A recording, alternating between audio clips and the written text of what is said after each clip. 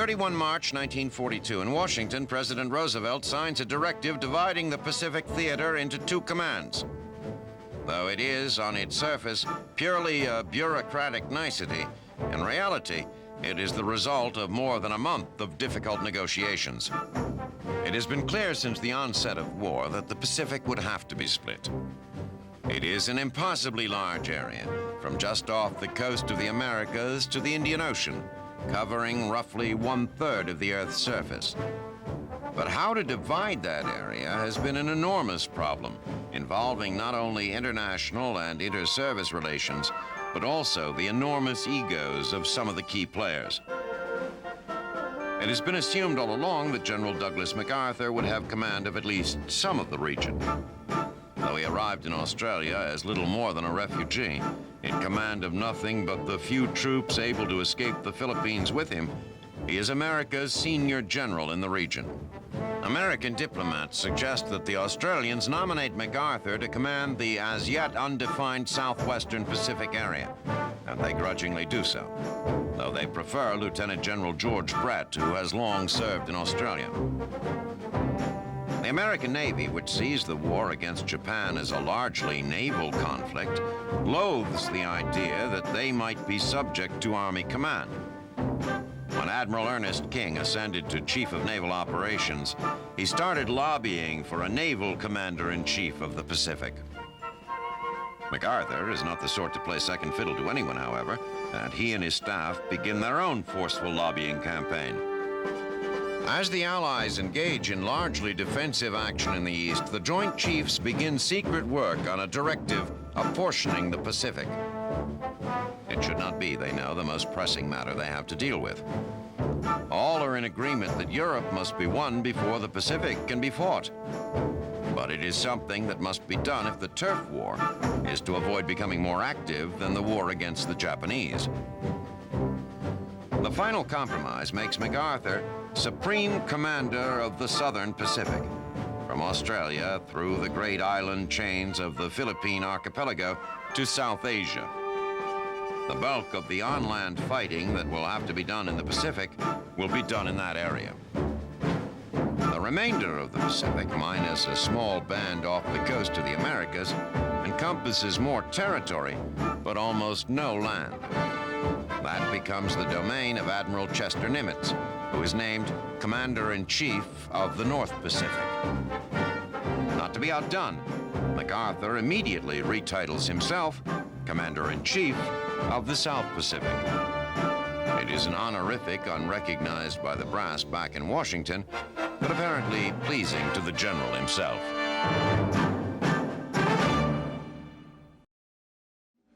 The virtual destruction of the U.S. Pacific Fleet at Pearl Harbor has forced American military strategists to completely redesign their plans for war in the region. With 6 of 8 battleships sunk and the other 2 severely damaged, the Navy now lacks what has for centuries been the primary instrument of naval power. Although the attack on Pearl was a disaster, it could in fact have been far worse. By a stroke of luck, the fleet aircraft carriers and the heavy cruisers escorting them were on maneuvers at the time of the attack. Now, by default, they have been thrust into the position of being the primary weapon available to combat the Japanese. The push to build America's carrier force began in the 1920s, driven primarily by Brigadier General Billy Mitchell. Mitchell argued that bomb-laden aircraft were capable of sinking any ship afloat. His assertions were met with skepticism by the old salts of the Navy. They contended that the only thing capable of sinking a heavily armored dreadnought was another battleship, and relegated naval aircraft to use as scout planes. On 21 July 1921, however, Mitchell made his point in dramatic fashion. After months of training, his bombers sank the decommissioned battleship Alabama. While not everyone was convinced of the future of naval aviation, the demonstration prompted the Navy to convert the USS Langley into its first aircraft carrier. Despite the fact that by 1941 the U.S. Pacific Fleet had a total of 3 carriers, there were still those who questioned their usefulness. Ironically, it took the Japanese attack to prove to these skeptics the devastating effectiveness of carrier-based aircraft. The Japanese Navy, with many pilots among its top officers, was far quicker to adopt the carrier as the principal force in its fleet. While the leaders of the U.S. Navy were wrangling over how to best employ the carrier, Japanese naval aviators were gaining invaluable experience attacking land targets in China. Along with the unqualified support of the top brass and essential combat experience, the Japanese carrier pilots also have an edge in the aircraft department. The primary fighter of the Japanese Navy is the Mitsubishi Zero. It is faster, more maneuverable, and has a far greater range than the Americans' primary fighter, the Grumman Wildcat. That advantage, however, may well be short-lived. Soon to be deployed is a plane the Navy hopes will be more than a match to the vaunted Zero, the Vought F-4U Corsair. With distinctive gull-shaped wings and an enormous radial-cooled engine, the Corsair is faster and packs more punch than the Zero. Still, its effectiveness in battle is yet to be proven. In preparing to challenge the Japanese in the Pacific, American naval strategists face a daunting task indeed. With no precedents on which to base their actions, they must take the three carriers at their disposal and employ them in the most effective manner possible. They must check the mighty Imperial Navy, and at the same time learn how to effectively defend the carriers themselves. How they choose to meet these challenges, and how successful their solutions are, will undoubtedly dictate the outcome of the war in the Pacific.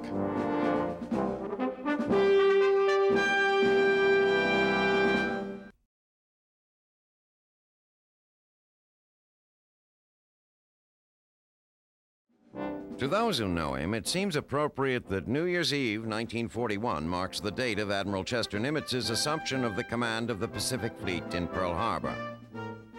The new year is customarily viewed as a time for personal change, but Nimitz's appointment may lead to a period of extraordinary change for the Navy.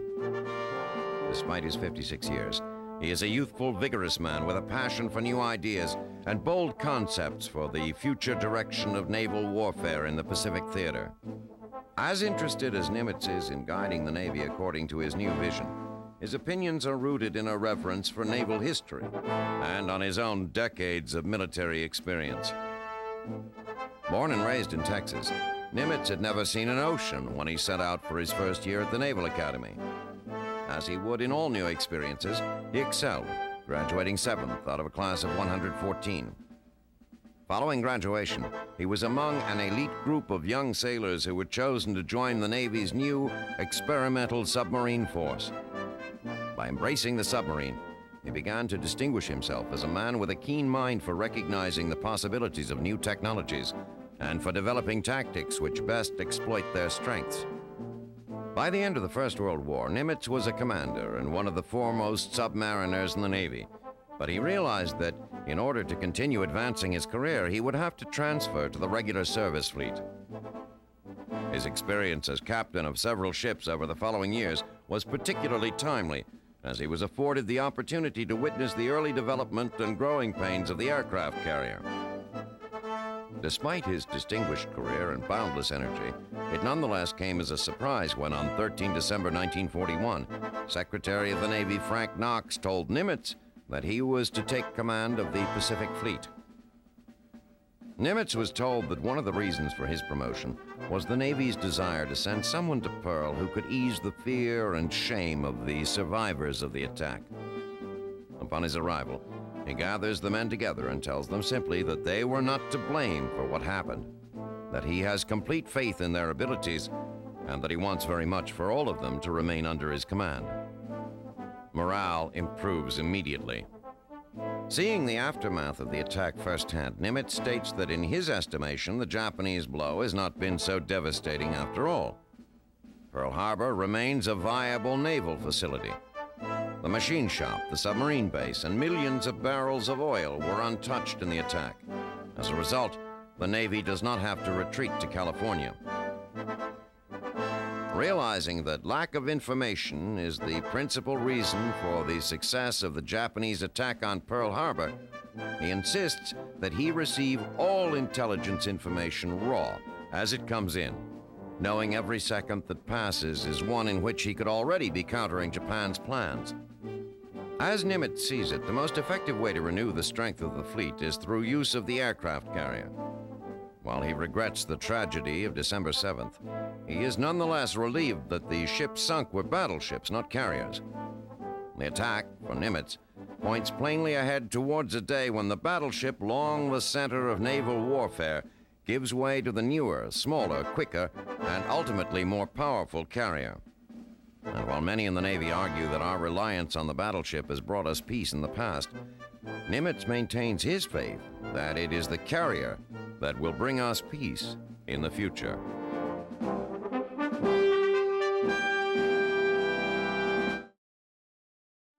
For May 1942, a Japanese invasion force puts to sea. Its target, New Guinea.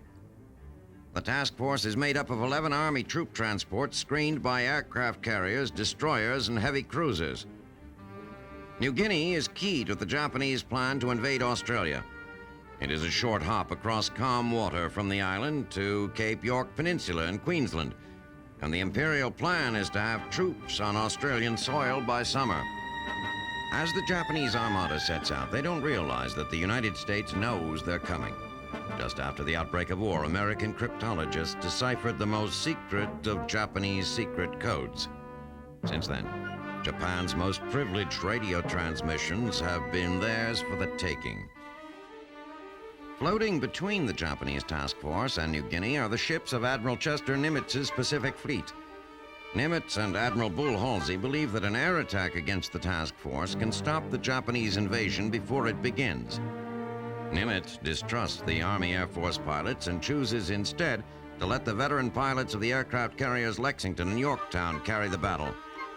Thus is a plan hatched for a completely new kind of battle, one in which great navies meet not with guns but with planes, attacking each other from far over the horizon. As the Japanese fleet sails onward, oblivious to the pending attack, a weather front swoops across the Coral Sea, befogging thousands of square miles of ocean. The heavy weather works in the favor of the ambushing American fleet, who conceal themselves until they are within 20 miles of the Japanese. Just before dawn on the morning of 6 May, the Yorktown launches Wildcats and Devastator torpedo bombers at the approaching Japanese Navy.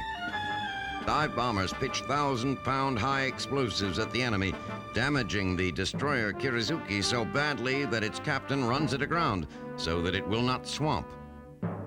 3 minesweepers sink as the American planes return to their home carrier.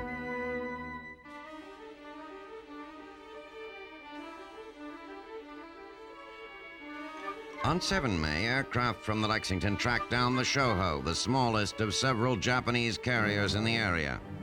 Rear Admiral Aubrey Fitch launches an attack that catches the Japanese admiral with only 7 of his planes airborne. The Japanese turn their carrier into the wind to launch more fighters, just as the American torpedo bombers approach. The Shoho, steaming straight and steady so that its planes can take off, makes a fat target. 60 dive bombers and 24 torpedo planes finish the ship in less than 10 minutes. Attacks on the larger Japanese carriers, Zuikaku and Shokaku, are less successful. The Zuikaku hides in the dark of a rainstorm. The Shokaku is not so lucky. American planes drop 3 bombs on her deck, ending her ability to mount flight operations, but she steams away before a death blow can be dealt. The Japanese, while certainly getting the worst of the first day's conflict, were not without victories of their own. Japanese aircraft sink the American tanker Neosho of the cruiser Sims and damage several other craft. The next day, 8 May, dawns clear and bright. Aircraft from the Zuikaku corner the Lexington in a crossfire of bombs and torpedoes, striking both sides of the ship.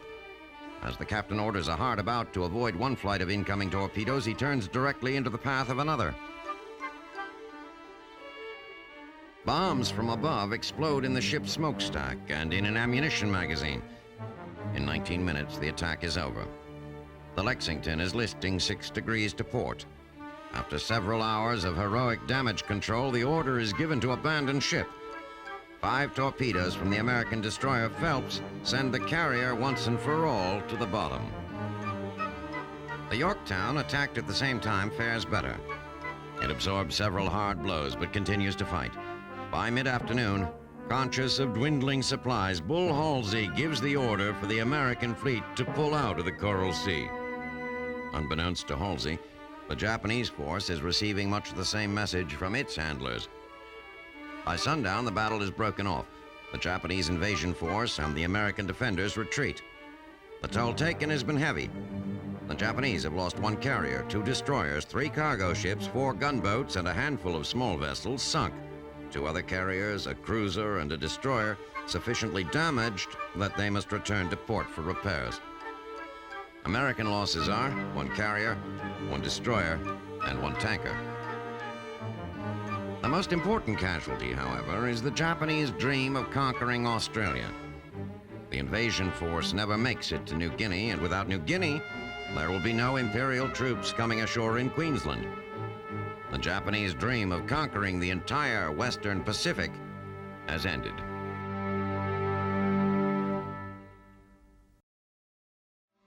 June 1942, Dutch Harbor. In an operation that is a diversion for another operation, which is itself a diversion, 13 carrier-launched Japanese fighter bombers begin an attack on the naval base here on the island of Unalaska. The purpose of this attack is to draw attention away from the planned invasion of the 2 most westerly islands in the Aleutian chain, Attu and Kiska. For the Americans, based on these godforsaken slabs of rock and muskeg, the actual attack is less of a surprise than the fact that anyone would want to invade these islands in the first place. Situated off the coast of Alaska between the North Pacific and the Bering Sea, they are cold, desolate, depressing atolls of misery, barely suited for occupation by human beings. Nevertheless, they are U.S. territory and, despite the consistently inclement weather, are considered by both sides a possible staging area for attack, so the military has stationed men here to protect them. The raid on Dutch Harbor is over quickly with minimal losses on both sides, and on 5 June, the Japanese land troops on Attu and 2 days later overrun Kiska. In both cases, because the American commander had assumed the Japanese objective was the coast of Alaska, the invasions are unopposed. While the location of the landings is something of a surprise, the fact that the Japanese were going to stage an attack on the Aleutians is no surprise at all. In fact, the Americans have known for weeks that the Imperial Navy was coming, having intercepted and decoded radio messages to that effect. They also know that the attack here is only an attempt to draw the bulk of the U.S. Pacific Fleet away from the real Japanese objective, Midway. So while the military leaders on both sides realize that the invasion of the Aleutians was merely a feint and that they are of little strategic or tactical importance, the government and people of the United States are outraged and demanding reprisal. Unaware or uncaring of the fact that who maintains control of these barren rocks will likely have little impact on the outcome of the war, Americans can see only one aspect of the Japanese victory here. That, for the first time in a very long time, a foreign invader is occupying U.S. soil. 5 May 1942, Tokyo. Japanese Imperial Headquarters issues an order instructing a combined fleet under the command of Vice Admiral Chuichi Nagumo to invade and occupy strategic islands in the western Aleutians and Midway Island in the central Pacific. The plan, devised by Admiral Isoroku Yamamoto, architect of the attack on Pearl Harbor, is an attempt to lure what is left of the U.S. Pacific Fleet into a final, decisive battle. Midway Island, a tiny atoll 1,100 miles northwest of Hawaii, is the United States' westernmost outpost. It would provide the Japanese with an advanced base for operations against not only Hawaii, but also the West Coast. After the destruction of the U.S. fleet and the taking of the islands, Yamamoto, who fears Japan will lose a protracted war, feels certain that the United States will quickly sue for peace. The Japanese are confident of victory, and not without good reason. The fleet under Nagumo's command is enormous, including 10 battleships and 4 aircraft carriers.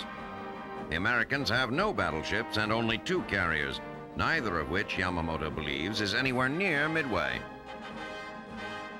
The Japanese belief in the lack of American naval power in the region is no accident. It is, in fact, exactly what Admiral Chester Nimitz wants them to believe. Nimitz is betting everything on the as-yet untested intelligence obtained by breaking the Japanese code, which indicates that Midway, not the Aleutians, is Yamamoto's primary objective. American intelligence has also misled the Japanese into believing that the USS Yorktown was sunk at the Battle of Coral Sea. Although she is far from tip-top shape, the Yorktown, after receiving emergency repairs at Pearl Harbor, is considered battle-worthy. On 2 June, with the Japanese fleet making for Midway, 2 American task forces under the command of Rear Admiral Raymond Spruance sit in radio silence 325 miles north of Midway. With only 3 carriers, the Enterprise, Yorktown, and Hornet, Spruance knows that if the U.S. Pacific Fleet is to survive the coming battle, he must achieve complete surprise, taking out the Japanese flat tops before they have an opportunity to effectively strike at his carriers. It is a tremendous gamble. If it pays off, it would be a devastating setback for the Japanese and perhaps a turning point in the war. If it fails, however, the Americans' ability to contest the Japanese in the Pacific will be virtually destroyed, leaving the west coast of America staring into a rising sun.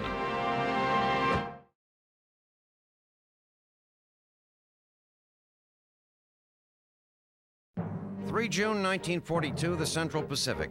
A lone Catalina reconnaissance plane flies through scattered cloud cover in search of the massive Japanese naval task force en route to Midway Island.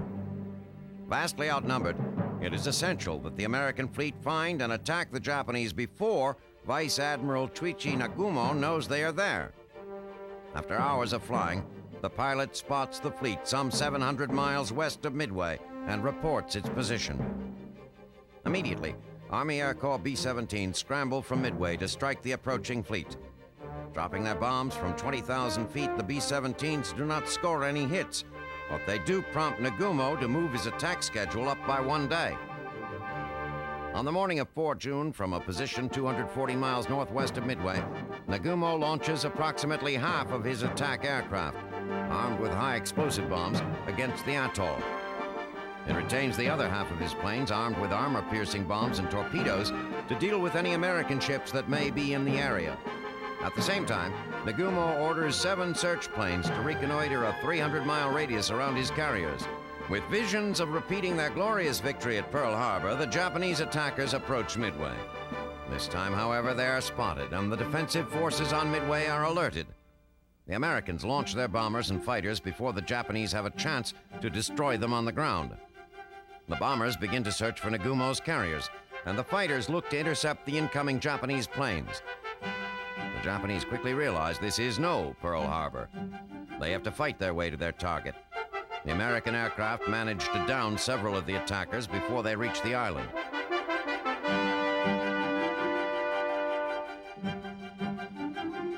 Over their target, they are greeted by fierce anti-aircraft fire. Although the attack does extensive damage, it comes far from achieving its intended goal of rendering Midway useless as an airbase. Meanwhile, the American bombers launched from Midway locate Nagumo's carriers. Once again, their bombing runs are ineffective, but they do keep the Japanese off balance.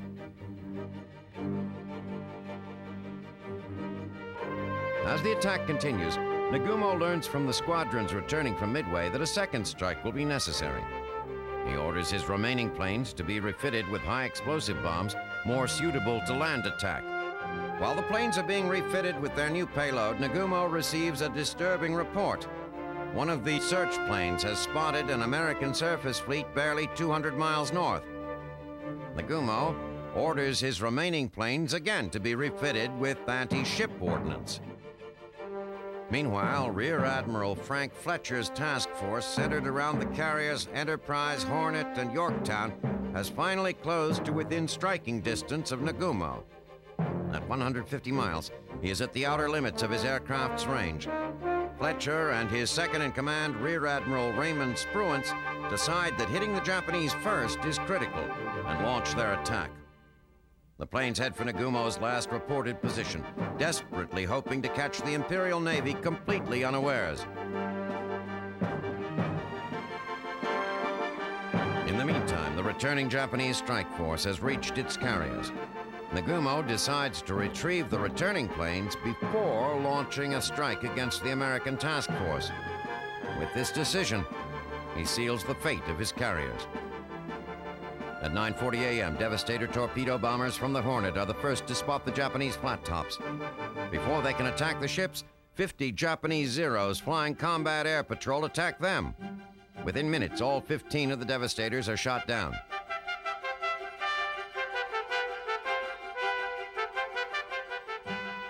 "14 torpedo bombers from the Enterprise and 12 from the Yorktown are next to take up the attack. Again, the Zeros pounce. All but 6 of the bombers are quickly splashed into the sea, and no Japanese ships have yet been hit. Nagumo, ready to launch his strike on the Americans, has his flight decks covered with fully armed aircraft. As they are about to take off, 33 Dauntless dive bombers from the Enterprise appear overhead.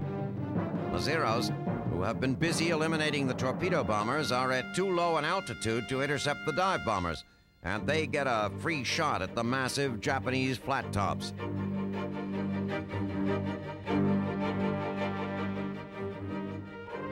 Within minutes, 3 of the Japanese carriers, the Kaga, Akagi, and Soryu, are reduced to infernos of exploding bombs, aircraft, and fuel.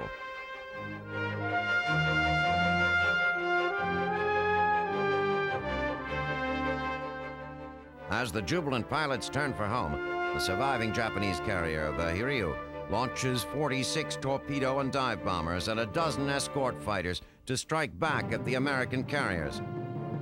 Following returning American planes back to the Yorktown, the Japanese attack. The Yorktown is still suffering damage from the Battle of Coral Sea. The Japanese hit her with 3 bombs and 2 torpedoes. Despite a heroic effort, the Yorktown's crew cannot save her and are forced to abandon ship. Late in the afternoon of the 4th, the Americans find the Hiryu and deal her a critical blow.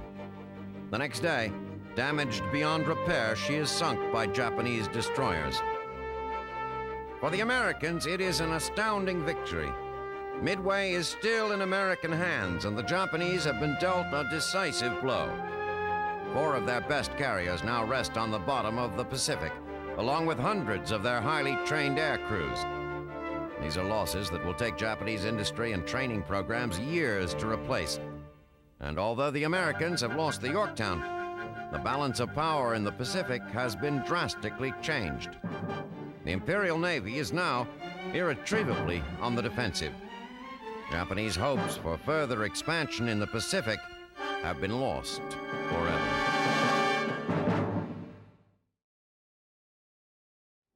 Today, 3 small islands bear mute testimony to the events of one week in June of 1942. Midway was the magnet that drew 2 navies into battle that defined the war in the Pacific.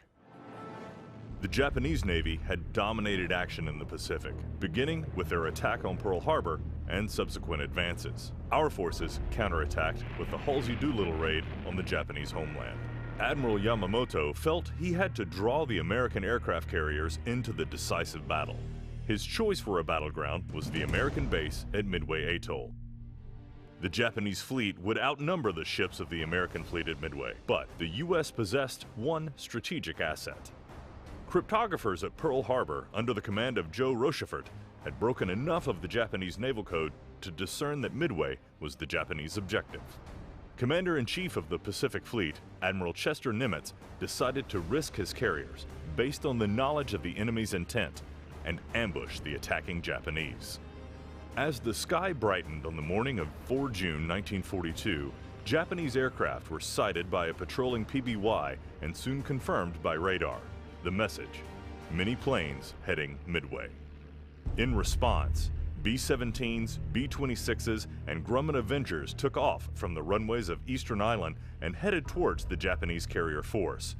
200 miles to the northeast, the U.S. carrier force waited. Taking off from the runways of Midway were Marine Corps pilots in Brewster Buffaloes and Wildcats to defend the atoll.